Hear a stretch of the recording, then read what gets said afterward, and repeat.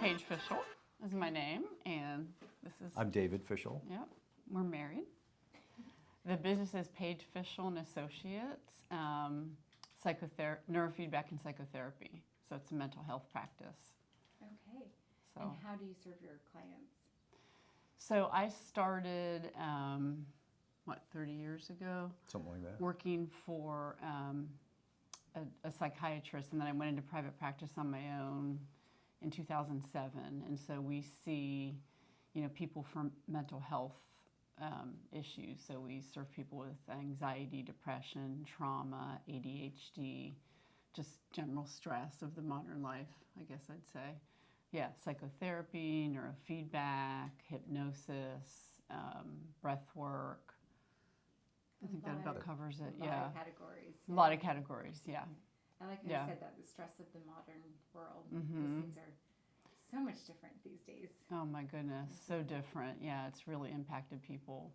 And now I have Dave. So I was on my own for many, many years, and Dave was an attorney, trial attorney.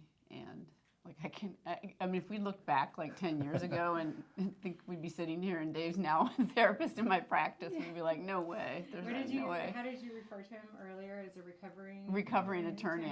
I said he's a recovering trial attorney because it's just such a different thing from what we do.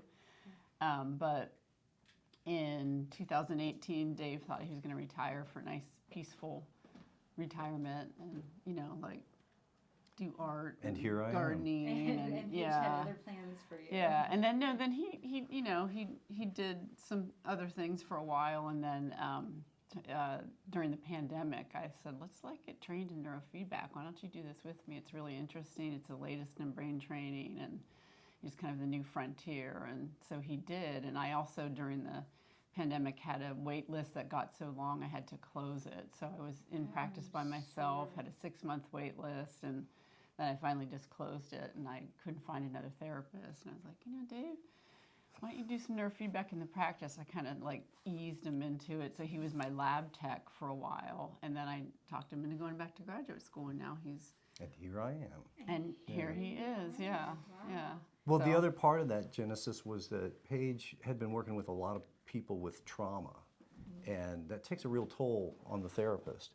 And so she was looking at other modalities in addition to talk therapy.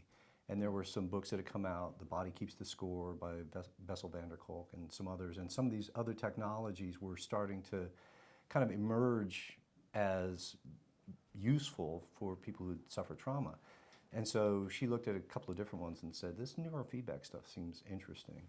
And since I wasn't really intimidated by the computer aspect of it, and I'd always been interested in mental health and the mind and stuff like that. It's a fascinating place. Yeah, for my entire life. So it wasn't too hard to talk me into, learning the nuts and bolts of neurofeedback. But then later on, it was like, well, why don't you get your master's degree? and take it to the next level. Yeah. So describe to me what neurofeedback is. So neurofeedback is exactly what it sounds like. It's a type of biofeedback. So biofeedback, many people are familiar with it in heart math or one of the heart rate variability things. You can do it with your watch, right? Your Apple Watch. And so just by seeing what your heart is doing, like the rate that it's at, and by maybe doing some breathing, you get feedback in real time about what your heartbeat is like, right? What the speed of your heart and that's biofeedback. rate is. That's biofeedback. Yeah. Okay. And the type of feedback that you get from that is your pulse. But you get it immediately, and it turns out that when you get feedback about what's happening, then you can actually control it more. Yeah. If you know what your heart rate is and you want it to go down and you breathe a little bit, you can watch it go down, and that gives you the reinforcement, and it continues to do that. And how did you refer to that as biology? Biofeedback. And so neurofeedback is just a very specific kind of biofeedback. Where you use the EEG, the electroencephalogram, the normal thing that people might be familiar with from sleep studies or from neurologists. So describe it to me so our listeners know. So there's a cap that we use when we want to capture all of the brainwave activity. The brainwave activity. Mm-hmm. Okay. But then when people are actually training, we identify the areas of the brain that are out of whack, And when people are training, we just put electrodes, which is just a little sensor on the scalp in the area that we want to train. And then they're able to get feedback as to what their brain is actually doing at that time. And so then we can give them reinforcement and rewards when their brain gets into the range that we want it to be in. And if you do that over and over and over again, and it happens in, milliseconds. Sure. So because computers are fast enough now, we can do EEG stuff in the office, on a computer, on a gaming computer, basically. Yeah. Used to be you would just have to go to a neurologist to do that. Yeah. So it's Right. really new for like a practitioner to have the computing power to do that. They did it originally just in universities and in hospitals, and EEG is just a measurement of your brainwave activity, the frequency and the amplitude of your brain waves. So your brain makes all different kinds of brain waves all the time, like the deltas are the slowest waves, like when you're sleeping, and thetas when maybe you're meditating or daydreaming, and then alphas when you're kind of in the flow. Like right now we're sort of alpha, a little bit of beta is the kind of faster.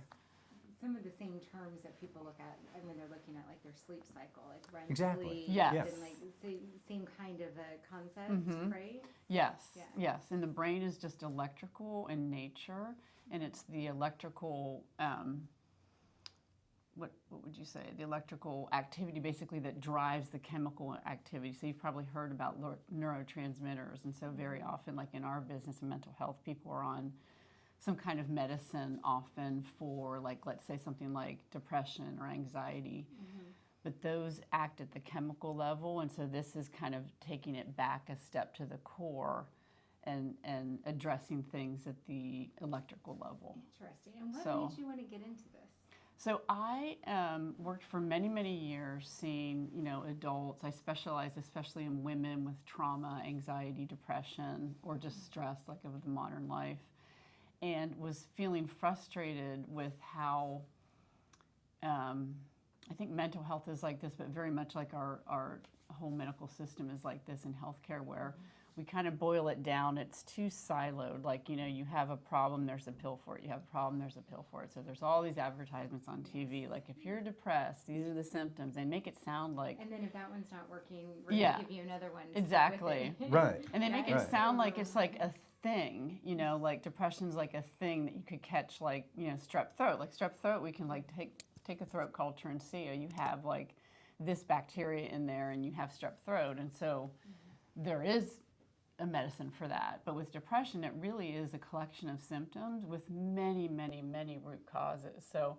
someone could be depressed because they're grieving, which is a normal and natural thing, or someone could be depressed because their thyroid function is really low, and they're having mental, emotional symptoms, but because something's not working hormonally. Or they could be No. depressed because their diet is terrible and their gastrointestinal system is full of, instead of bacteria that make serotonin, which is the happy molecule, It's full of it's full of things that have crowded out in that ecosystem, things that are either toxic or that just don't allow you to produce serotonin anymore. So all these things have different effects, and almost everybody thinks of mental illness or mental issues as being this chemical process, and it is, but it's not just a chemical process. As Paige was saying, it's driven by electricity, and so we measure that. I mean, that's what an EEG does, is it measures the electrical, the amplitude, that is how powerful a particular brainwave is, and the frequency. So how many times a second are those neurons firing? So to answer your question, I, especially during the pandemic, was thinking, wow, I see so many people with trauma, for example. There's got to be more than just one way to address this. And talk therapy is one way, but sometimes you have to do what's called a bottom-up modality, where it's really works at the subconscious level, not the conscious level. And so the wonderful thing about neurofeedback is that the clients don't have to try. So I was looking for another way to treat people with trauma. And this is an incredibly pleasant way to treat someone with trauma, because you watch a video, like anything that you want, you just need to be interested. and you can't game the system, so you can't have a bad day and not try hard enough, or you can't like do better. It's just completely subconscious. So it's really pleasant to, they just watch a video, they get the feedback, their brain starts to change just effortlessly with kind of the feedback that they get. And so they see, when you're in a healthier brainwave pattern, you see the video a little bit more clearly, a little bit brighter. So they have what would you call it, the contraption on their Electrodes, yeah. Electrodes Yeah, on their just head. little, They're watching some sort of a video. Right, they're Right. watching a show. I mean, I have kids that watch SpongeBob. I have Oh, okay. adults So that watch okay. Korean rom-coms, which I Right. didn't even know existed until right, and it goes sort And of it's from collecting all that dim data. It to collect- brighter. Yeah, Yeah, so it collects you're- that. Can I talk real quick Yeah, about this? yeah. Because this is my thing. Yeah. So Yeah. it collects. Interesting. So we set up a protocol after we sort of do what we call a brain map, and we say, okay, we want to work on these areas. They're out of whack. Let's Okay. put them back in whack. Okay. So And that you do that- initial thing is the mapping. That's right. Yes. And then we develop a protocol from that and say, okay, so you have a lot of high beta, like very high frequency brain waves in one part of your brain that, for example, controls your motor cortex. So you feel tense all the time because there's just this shrill because your brain waves are going frequency that's Me happening. all the time. Right, exactly. That's a lot of people all That's the me time. too, yeah. So we want to train that down. So by doing that, what we do is we just, it's well-known technique. You may have heard of it from, Psych 101, called operant conditioning. So you reward the behaviors that you want to encourage. So basically, they're watching a TV screen that's attached to the software, and they're attached. So they get this real-time feedback where the screen is darkened. It's not completely black, but it's pretty dark. And then when their brain goes into the range that we want to encourage, the screen lightens. And that's the reward. And then it darkens again because our brains change, So in it's actually essentially seconds. trying to, if I'm saying this incorrectly, but you're almost like frustrating the person, like, oh, it's dark, I can't see it, Mhm. now it's light, and now I'm happy because I can see the screen again. Mm-hmm. You're Like, sort of. frustrating Sort of. probably the brain. So like they're watching the video and we just want them to forget that they're training and just be interested in the Sure. video. But the brain loves a reward, even like in a fraction of a millisecond. So it'll be a little bit dim and then they'll get in a healthier pattern and the brain's like, oh, I want more of that. And so when they get in a healthier pattern, the screen brightens a bit, and it's pretty. And it's a learning process, right? So the brain learns It's like that operant when conditioning. I'm in this, when I'm not cranking out this super high shrill beta, I tone that back. I get a reward. I get to see my show, Yeah. and it's on a completely subconscious level. So there's no work to it. Yeah. Kids love, so we do a lot of ADHD kids who tried stimulant medication like, Ritalin or Adderall or Adderall or something like that. And it made them anxious, made them lose their appetite, just wasn't a good long-term solution.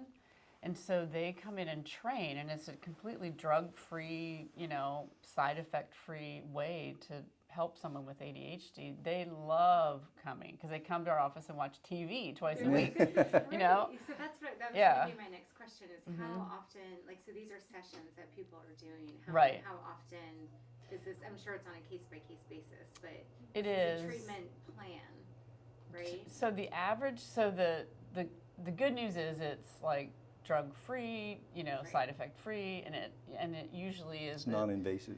non-invasive, and the results usually are permanent, where we're supposed to say persistent, I guess, according to the FDA, but like Scientists if you never say stop- something's permanent, right? Yeah, if you Yeah. stop It's persistent. taking Adderall like for the weekend, like you're right back to your baseline. Right. But if you do neurofeedback long enough, like you maintain your gains, and we have people who have gotten off all their medicines and stayed off.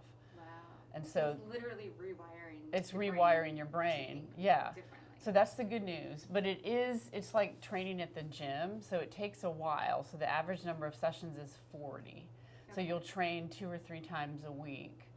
But it's incredibly pleasant, So It's super kids, we have easy. kids get to the end of their training, they're doing really well, and they don't want to stop training. They're like, no, I need a little more, I'm not done with Yeah. season 6. or whatever. Exactly. Yeah.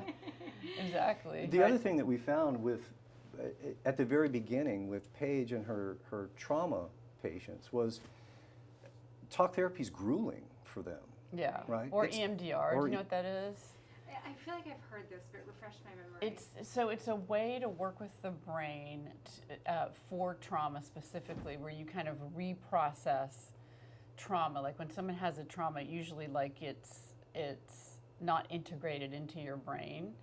And so you do these things with their eye movements. Like some people use just their hands, some people use like a special little like machine that looks like a telescope. Anyway, it's very effective, but it's very unpleasant if you've had trauma, because what you do is you go through your traumatic memory like so you relive it over and over and over again for like 6 to 8 sessions in a row, you know. Yeah. So Right. it is effective, but a lot of people don't want to do it or drop out after a session or two because it's more hard. traumatic. Yeah, so I was like, what else could I do to work with people with trauma? Because you don't necessarily have to do that, to go back through all of your trauma. And so for this to be effective, we don't need to talk about your trauma, which is great. You can watch the British Baking Show, and suddenly you find yourself 2 months into training like less reactive. You know, that you're not as triggered, you're more emotionally resilient. So something that would normally have triggered you doesn't. And you're like, oh my gosh, like that, you know, it's very much like if you've ever lifted weights, like I started training at the gym about a year ago, I guess. And like you leave the first couple workouts and you're like, I don't feel any stronger, you know, but like 4 months in, 6 months in, something like that, all of a sudden Dave and I are moving furniture and I'm like, I don't have to stop every 5 feet. You know, it's like, yeah. oh my gosh. I actually use that analogy with my kids a lot. Okay. Like training physically and mentally too. And then it's important to train your brain. And when you don't stay on top of things or forget things, like your brain goes to mush. And Right. It's the same way we take care of our physical bodies too. Right, and the reps matter. That's why we do 40 sessions. Like we see people have a lot of positive effects often after 10, 15, like some pretty significant changes. But it's learning, right? And most of the time, unless we have a single really spectacular traumatic event, we learn things by repeating them over and over and over again. And so the brain has learned through whatever circumstances to be dysfunctional or dysregulated in some area. So we want to train it because brains change, like brain plasticity, I'm sure you've heard of that term. That just means you can learn. And so your brain can learn. We often think of learning as like facts we know or whatever, but the brain learns all kinds of things. Yeah. And so when it learns that it gets rewarded and you feel better when it's in a different arrangement of how it, you know, produces its waves, then that just becomes the natural thing. And so you got to put in the reps. Yeah, you got to put in the time. And Yeah, put you in got the to exercise do the or drills to get the skills. In this case, the drills are not that hard, right? You just need to sit there. Yeah. But the other thing that we found then was that with some of Paige's original trauma clients, that some of them were kind of stuck, right? I mean, they've been doing this for a long time, trying to get through the talk part, and it was very difficult. So they'd Do come you and feel like the talking therapy, it just takes longer to get at the root of the issue? Yeah, I feel like the ones that were really successful, like stopped for a while, did just neurofeedback, and then came back, and talk therapy was much more effective. Because they weren't sort of frozen in that place. Because those emotions their brain was sort of controlling, okay, these are the emotions that you can have about this thing. And so when you retrain their brain, and they may have come to me for 3 months, something like that, and not done any talk therapy. And then they go back in, and I've seen many people get off of their, you know, antidepressants, their anti-anxiety Yeah, meds, I mean, we've stuff seen like that. people that were on, you know, a couple medicines like for decades, you know, that they may have started as a teenager. And so it was just never reevaluated it. Or kept reevaluating, but felt that they really needed it and hadn't found something else that was effective. Yeah. So. And you guys are one of the few people that do this, right? Tell me Yeah. a little bit about that. So it's very new because of the computing power, and so we got on the you know, kind of the train, the neurofeedback train, pretty early on, and It's actually been around for like 50 years. right, but they did it in universities and hospitals, Right. and now, you know, we can do it with just the equipment that we have, and so there's probably just a handful of people in this area, in the Washington D.C. metropolitan area, that do it, and of those people, not all of them There's a few neurologists, there's a chiropractor that does it, but there's very few mental health professionals that integrate it into their practice. So it's pretty exciting to be, you know, on the, you know, Yeah. on the early And do you side of still it. offer talk therapy in That's conjunction that's with this? almost entirely Yeah. what she still That's- does. Yeah, that's I would say that's my jam. But I love it. I love the wombo combo with the neurofeedback. Yeah. The yin and the yang. Yeah, yeah. Yeah, so we used to do all the neuro sessions together, like literally both of us putting the electrodes on the person and going through the whole thing when you were my tech. But now he goes solo, and then I tend to then do the talk therapy, and I feel like they work really well together. Yeah, and we've seen people Yeah. come out of talk therapy, go to neurofeedback, go back to talk therapy, and have these experiences that in resolving trauma or whatever it is, because now their brain is capable of processing it, where before it just froze them down and they ended up, you know, curled up on the couch. Because it's hard to even get your words out. Right, because their brain was so relive it. dysregulated. So you get the brain Right. kind of evened out and teach them a few other skills, more learning, right? And Yeah. so that's why we talk about this is bottom up. That is like from the body. It's subconscious. It's unconscious. And Right. the talk therapy is top down. You think about it, and you know it's very effective. You know, cognitive behavioral therapy is pretty well proven as being effective for things. But we think it's much more effective if Your brain's healthy. if your brain's healthy, if your body's, if Yeah. your nervous system is Do you- functioning right. You guys were talking about, like Apple Watches and getting your heart rate and stuff, and we have that technology now on our wrists that you used to have to go to the doctor for, right? To Right. get your heart rate and see if you're sleeping good. You had to go to a sleep center. Right. Do you feel like this is maybe the new generation of therapy? Like, where do you see the future going with this? I hope that the future is going where all of that is integrated. Like, I would love all of my patients even to not only wear their Apple Watch and get their sleep data, because that really matters, to do neurofeedback. Or their but Android watch. wear for those a of us who are not continuous glucose monitor, because all of these things are related. Like, we're starting a group for parents of kids who are doing neurofeedback, kids with ADHD, just to talk about how to better support them with other lifestyle things. So one thing that really matters is diet. A lot of people don't know that, like all of the dyes and sugars and fructose and, a lot of the processed food that, like, unfortunately we all eat, really impacts behavior and brain function and cognitive function and emotional resilience. I mean, That it's red, just... red dye 40, I feel Yeah, like one of yeah. my kids reacted to Yeah. really badly. Yeah. Yeah, I'll find out what some of these kids eat, and then I'll do these experiments on myself that are really awful, but I just want to know, like, what does that feel like? And so I had You mean something... experience, like eating what they I had the eat? red dye, Right. like literally 2 weeks ago, and I could not sit still. Like, we're trying to watch a movie together, and I'm like, I got to stand up, I got to wiggle my leg. I could not stand it.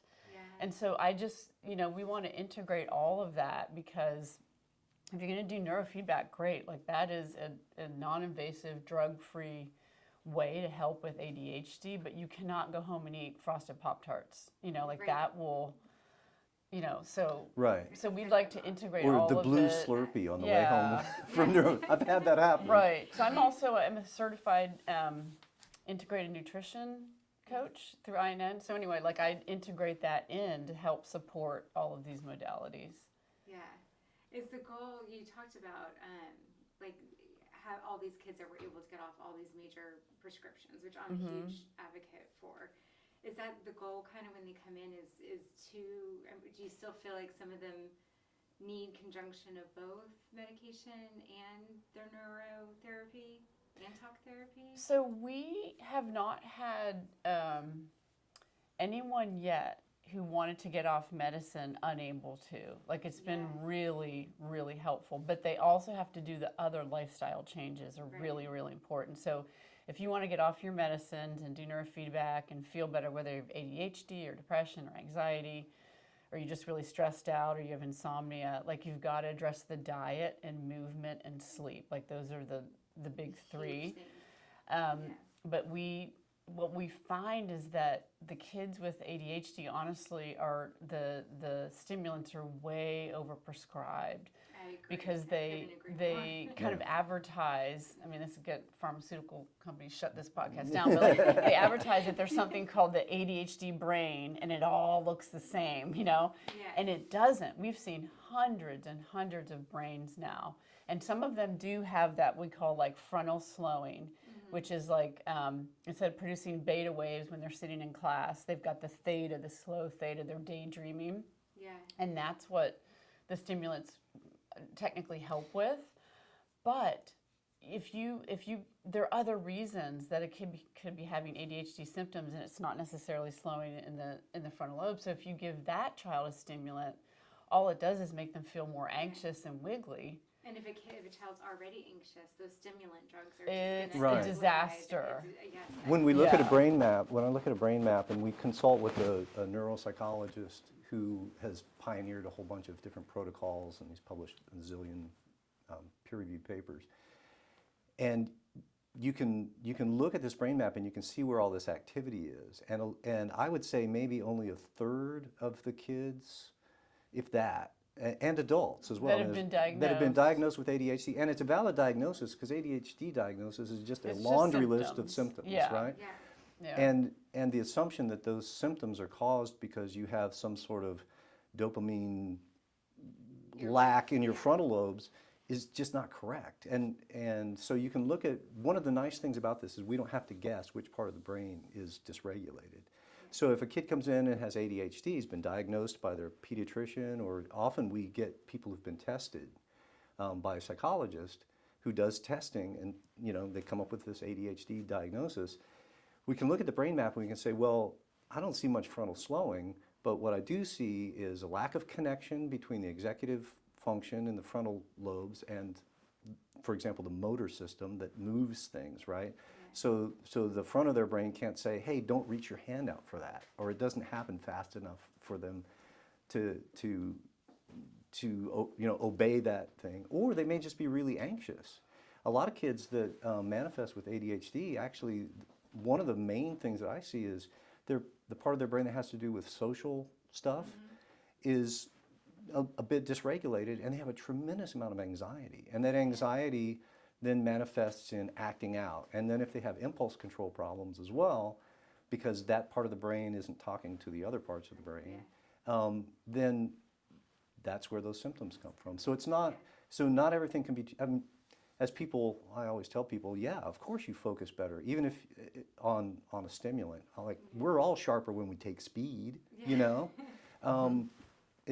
it's amphetamine. So we all feel pretty sharp when we do that, right? Coffee works the same way. But if you drink too much coffee, you get really jittery. Right. And if you're already anxious, if you're already experiencing a lot of that sort of that somatic, that body anxiety, those medications are just pouring a stimulant on that is only going to make things worse. Right. Yeah. And there's a reason we don't Exactly. give our kids coffee. Yeah. Yeah. Because of the same reason. Yeah. Well, this has been hugely fascinating for me. Okay. I love hearing about this, and I'm going to do some more research on this. Okay. Is there any Give us last a call. parting words you guys would like to leave us with in regards to So your therapy program, to business? sure. So we have a new website going live, hopefully in the next few days, and we have a lot of videos on there about what neurofeedback is and the other kind of work that we do. We're having a summer family neurofeedback training sale. So if one family buys a 40-session package, a second and even a third, if you want, family member can get it for half off. So We we're doing find that that's really handy with kids who want to train, and a lot of times they'll feel better if their parents do it. And frankly, I have never met a parent who brought one of their children in who couldn't use it themselves, basically. Because everybody's stressed, everybody's anxious. I mean, it may not be exactly the same treatment. That's the other cool thing, is that it's very tailored to exactly. Because everybody has different stressors. Exactly, and everybody's brain is functioning a little bit differently, so we can target that pretty specifically. And the other part is just the whole person. I mean, so we talked about ADHD and depression and anxiety. There's a whole bunch of other types of things that a general therapeutic practice will work with, and so we use whatever works, whatever is appropriate at the time for those people, and so they may go between the practitioners. Right. the There's practice. actually three of us. So the third, her name is Liz, is not here, but she's like a wonderful, like with teenagers, talk therapy, and she sees couples, and I see individuals and families, and so between all of us, we They're would like to all think of taken ourselves care as of, mental health, mental wellness practice. Yeah. You know. All encompassing with the nutrition and Yes. everything. Yes. Well, thank you so much. I'm going to come in and see you guys. Oh, good. Definitely Thank do. You. We'd love to give you a Thank tour. You. Thank you for having us in. Thank you for being here today. It was a great conversation. Thanks a You lot. guys did awesome. Thank you. It was fun.